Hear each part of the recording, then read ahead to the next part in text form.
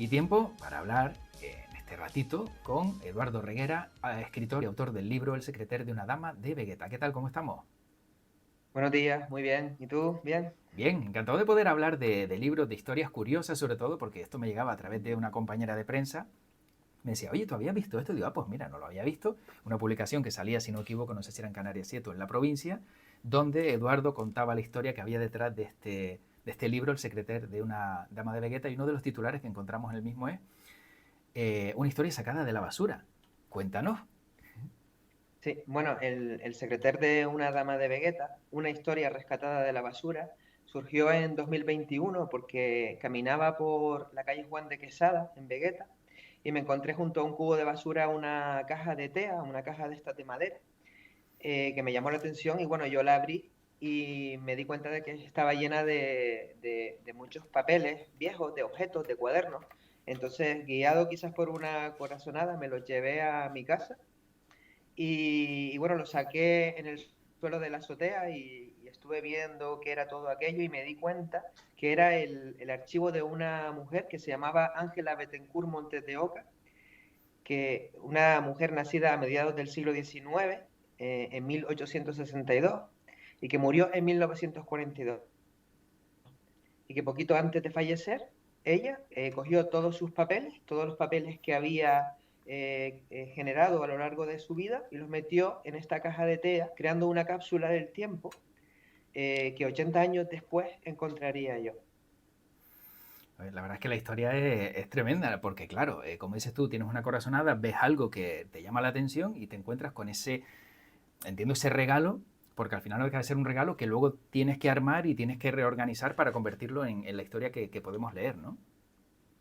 Claro, esos papeles, pues nada, yo me los llevé a mi casa y los guardé en los archivadores. Estaba trabajando en otro proyecto y bueno, de vez en cuando acudía a esos archivadores y sacaba algún papel. Había muchas facturas de comercio de principios del 20, de aquí, de Triana, y eso es algo que a mí me fascina. Y luego también encontré una nota manuscrita suya que decía, dice, en la caja de están 6 libretas donde yo he llevado mis apuntes y bueno, y termina diciendo, también hay en la caja varios papeles que pueden interesar. Entonces, ella, poquito antes de fallecer, quizás tenía conciencia de que le quedaba poco tiempo y sabía de la importancia de ese archivo, de sus papeles, y lo guardó y dejó esa nota, que fue un poco lo que hizo que yo me decidiera a publicar esta historia, porque esta historia es muy interesante porque esta señora hereda en 1908 de su marido, en viuda, ¿no? Hereda una casa palacio en la calle Castillo, en Vegeta, y en 1910 la convierten en hospital militar.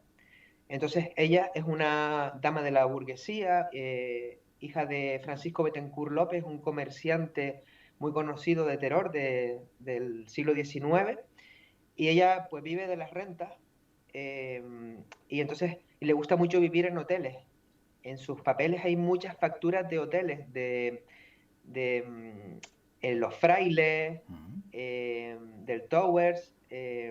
¿Sabes? Vivía incluso a lo mejor en 2 hoteles a la vez, uno en Santa Brígida, otro en las canteras. Entonces le gustaba mucho vivir en hoteles, vivía de las rentas. ¿Y qué pasa? Que el edificio de la calle Castillo empieza a dar muchos problemas, muchas averías. Y todas esas averías tiene ella que correr con los gastos. Entonces, pues claro, no era tan bonito como parecía, ¿no? Claro.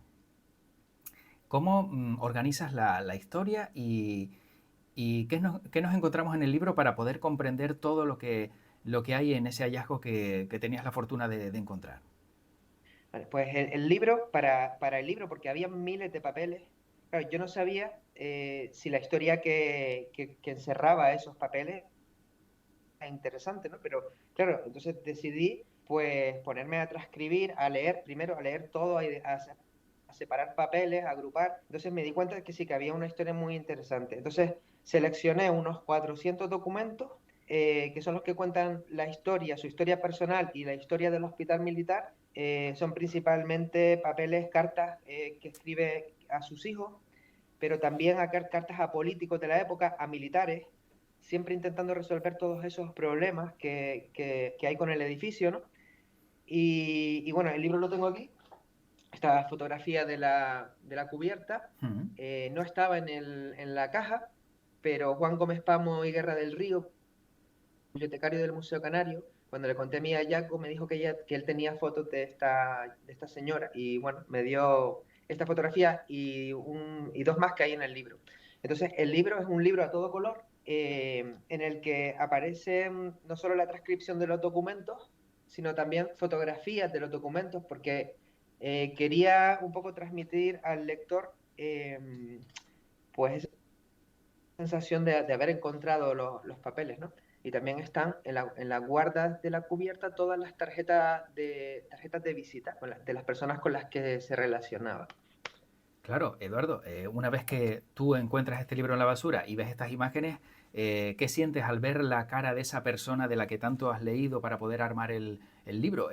¿La habías imaginado así? ¿Ves algún rasgo que a lo mejor determine que era una persona de fuerte carácter, ¿no? Porque entiendo que relacionarse con militares en una época en la que a lo mejor la mujer tampoco tenía, digamos, tanto peso como en la actualidad, entiendo que tendría que ser una mujer de bastante contundencia, ¿no? De bastante valor, vamos, por decirlo de alguna manera.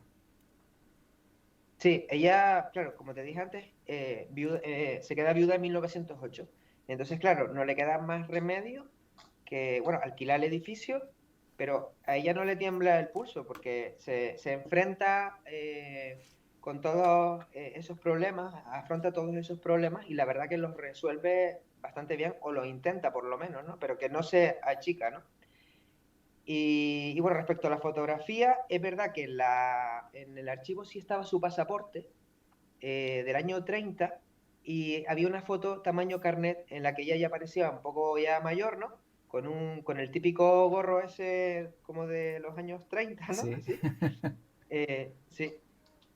Pero claro, cuando Juan Gómez me ofrece esta fotografía, me dice que él tiene fotografías de ella, pues claro, y me las envía, pues claro, aquí, en la foto de la cubierta, en la que se ve súper joven ella, ¿no? Muy guapa, pues vemos un poco la forma de vestir, ¿no?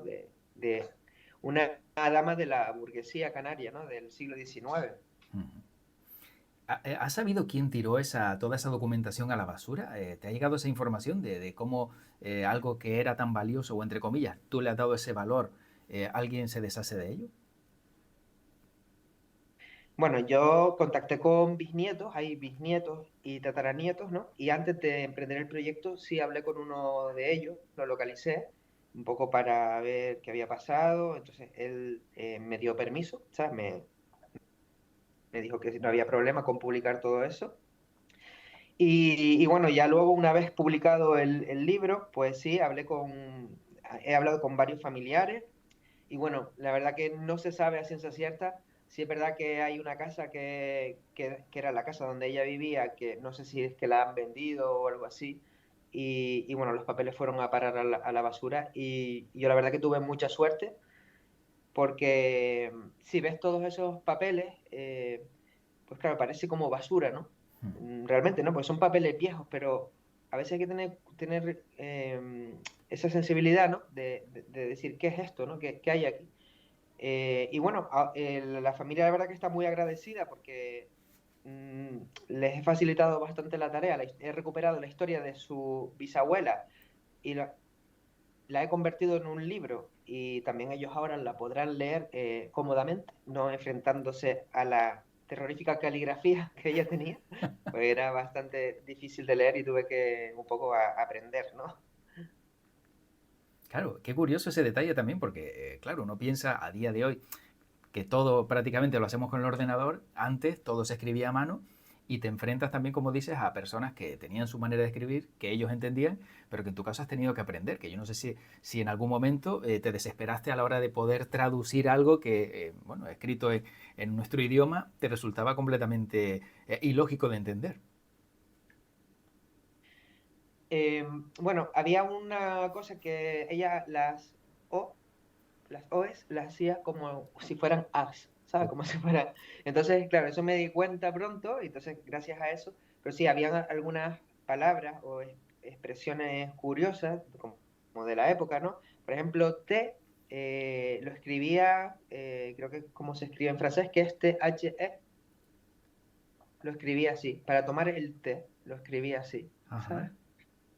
Hay algunas peculiaridades, ¿sabes? Bueno, está muy interesante porque ves un poco cómo en las cartas, cómo pensaba esta mujer, cómo pensaba una mujer nacida a mediados del siglo XIX, eh, y es muy interesante porque era de clase alta, ¿no?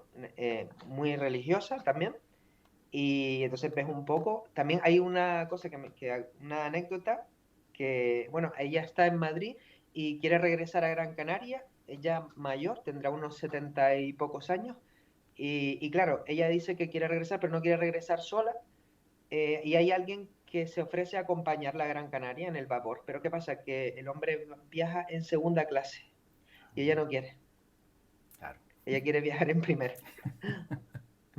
¿Y qué ocurre? ¿Al final le paga el billete a esa persona o se queda y viaja sola? No, viaja con una pareja, con unos amigos y Mm. regresa a Gran Canaria. Como decías, la familia te ha dado el ok, al final les sirve también a ellos para, pues bueno, para conocer un poco más la historia, ¿no? De ese familiar, de ese antepasado que quizá a lo mejor solo conocían una versión. Entiendo que si te han dado el ok y que el perfil del libro no cuenta nada malo, no hay ninguna historia que, digamos, a lo mejor pues pudiera afear, ¿no? La imagen de esta protagonista. No, yo cuidé la intimidad y cuidé la imagen de Ángela Bettencourt Montes de Oca. Eh, Hice una selección en los papeles, no todo está en el libro. Hay cosas que no que no interesan, que Mm. no cuentan esa historia de ella. Sí es verdad que quien se enfrente al libro, pues eh, va a conocerla, va a conocerla, pero hay cosas que me reservé porque hay que cuidarla. Es algo muy serio, realmente Claro. esto es una responsabilidad porque estás publicando los papeles de alguien, sí, falleció hace 80 años, pero era una persona, una historia, ¿no? La historia de una mujer y bueno, yo creo que fui bastante cuidadoso y estoy contento con el resultado y no se daña la imagen de ella para nada. Sí, que también hay que, como dices, cuidar esa intimidad, ¿no? Si alguien relata o escribe una carta de amor o una carta expresando sus sentimientos, molesto con alguien o lo que sea, si 80 años más tarde eso sale a la luz y tú nunca quisiste que eso ocurriera, entiendo que no tiene que ser agradable para esa persona que nunca nadie va a pensar en eso, ¿no? Que eso puede pasar, pero sin duda la verdad que, bueno, parece que cayó en buenas manos, como es tu caso, y esa intimidad se mantiene. Eduardo, también te quiero preguntar, justo por esa intuición que tuviste, porque claro, tú dices, pasas por la basura, pero eso te pasa alguna vez más, ver algún papel viejo o digamos que ves que está deteriorado por el paso del tiempo y te metes a ver qué hay ahí, o esta ha sido la única ocasión. No, esta no ha sido la única ocasión. Yo siempre, bueno, llevo años dedicándome a esto, a escribir sobre las palmas de Gran Canaria. Y bueno, mi primer libro, bueno, el segundo realmente, fue El comerciante de ultramar, en el que rescato la figura de un comerciante y consignatario de Triana de la segunda mitad del siglo XIX, que había caído en el olvido. Y fue porque encontré en una librería de segunda mano un cuaderno manuscrito suyo del siglo XIX, eran cartas también, esas cartas hablaban de vapores, de mercancía, y entonces estuve durante 7 años detrás de ese hombre y toda la información que recopilé está en un libro en el que cuento la historia de su comercio, de su vida. Pero fíjate, José Luis, que yo encontré ese cuaderno primero en una librería de segunda mano y pasó el tiempo y un amigo anticuario que le había contado lo que estaba haciendo, un par de años después me dice, mira, me han llegado dos cuadernos, no sé de quién son, y eran de él. Yo ya cuando me mandó la foto por WhatsApp y vi la caligrafía, digo, esta es de él. Y luego la señora que vive en la casa donde él murió en 1892, eh, contacté con ella y me dijo, tengo dos cuadernos aquí, gigantes, de contabilidad, estaban en la casa, no sé de quién son, eran de él también.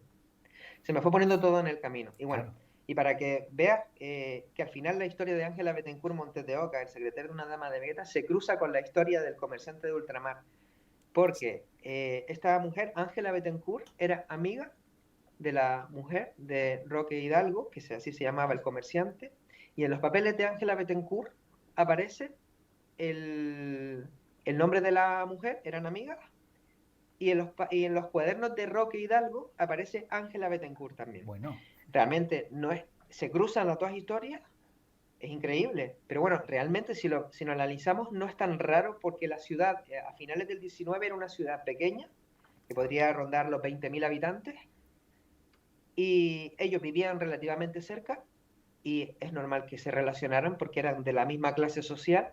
Y bueno, pero sí, es una suerte, es una casualidad gigante, enorme, sí, sí.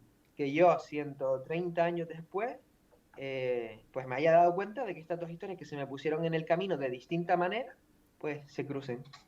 Sí, la verdad que sí. Y sobre todo también todo el valor patrimonial que tienes, ¿no? Con esos documentos, con esos cuadernos, que con el paso de los años también pues tienen el reflejo de cómo era una sociedad, ¿no? Entiendo que todo eso lo tienes bien guardado y yo no sé si alguien se ha interesado por verlo o en un futuro, a lo mejor cuando ya lo decidas, pues cederlo a algún museo también para que no se olvide y no se pierda todo ese contenido. Sí, los papeles de Ángela todavía no, vamos a esperar un poco, pero irán a algún archivo, quizás al Museo Canario o al Archivo Histórico Provincial, ya lo miraré, pero sí, no lo voy a separar, eso tiene que estar todo junto, porque si han estado juntos 80 años, yo no soy nadie para separarlos. Mm. Hay documentos muy interesantes, como por ejemplo acciones para la construcción del teatro, del Tirso de Molina, que luego fue el Pérez Galdós. Hay una tarjeta de Negrín, del doctor Negrín. Hay un montón de cosas súper interesantes. Cartas de Luis Morote. Y bueno, sí, eso irá a algún archivo, lógicamente. Lo del comerciante, los cuadernos del comerciante los tengo yo. También irán, pero más adelante. Con ese hombre tengo yo no sé, hay una conexión y Un bueno, vínculo. todavía no, Claro, sí, sí, todavía no, exacto. no Bueno, los he entregado. bueno, pero de todas formas, ponlo en la herencia, por si acaso, Eduardo, que cuando muchos años más tarde, durante, no sé, a lo mejor unas cuantas décadas buenas, si algo pasa, pues por lo menos que no acaben a lo mejor en un contenedor, ¿no? Que alguien se los acabe No, encontrando, por si acaso. Y luego la historia sí, se repita, ¿no?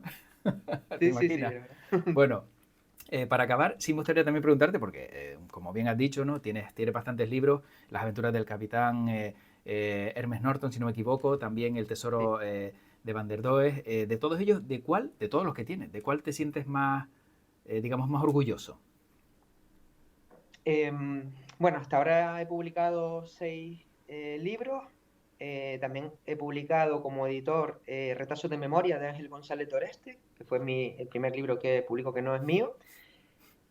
Quizás con el que más tengo conexión es con el comerciante de ultramar. Están aquí los libros. Mm, Tengo un hueco libre ahí arriba que va el de Ángela Bettencourt, que todavía bien, no lo he puesto. Y es este señor, este es Roque Hidalgo López. vale. Y quizás tengo una conexión bastante fuerte con ese título, con ese libro, porque fueron 7 años de mi vida en los que estuve detrás de él y se me fue poniendo todo en el camino, Claro. ¿sabes? Entonces fue muy, muy interesante. Me costó mucho enviarlo a la imprenta, el libro, porque siempre tenía la sensación de que algo iba a aparecer, ¿no? Y así fue. Después de publicado el libro, pues apareció un cuaderno más. Un Pero bueno, cuaderno ya más. era posterior al fallecimiento de él. Claro. Y ya una vez que ya, como dices, lo tenías ya afuera, pues ya poco se podía hacer, ¿no? A lo mejor en alguna reedición o algo sin incluirlo. No sé si eso cabe la posibilidad. No, no lo voy a hacer Claro, porque ese libro de contabilidad es cuando ya él fallece. Él claro. muere en 1892, su hermano se queda con el negocio y bueno, Ya cambia pero todo. no, no. Sí, Pues la verdad que ha sido una maravilla conocerte y conocer todas las historias que hay detrás de todos estos hallazgos, no sé si de la casualidad, de la fortuna, ¿no? Y también del buen ojo de observar algo y sacar, pues, no sé, un contenido que habría desaparecido. Ojo, que hay que decirlo, que habría desaparecido por completo y ahora su familia y todos aquellos que tienen oportunidad de leer El secretario de una dama de Vegeta saben que había detrás de toda esa historia que a través de esos papeles tú encontraste y que bien has relatado, Eduardo. Un placer y estoy seguro de que volveremos a hablar para seguir conociendo todas esas historias que tienes ahí en mente y que en un futuro no muy lejano también pues podremos leer. muchas gracias, José Luis. Un abrazo, buen día. Hasta luego, hasta la próxima. Hasta luego.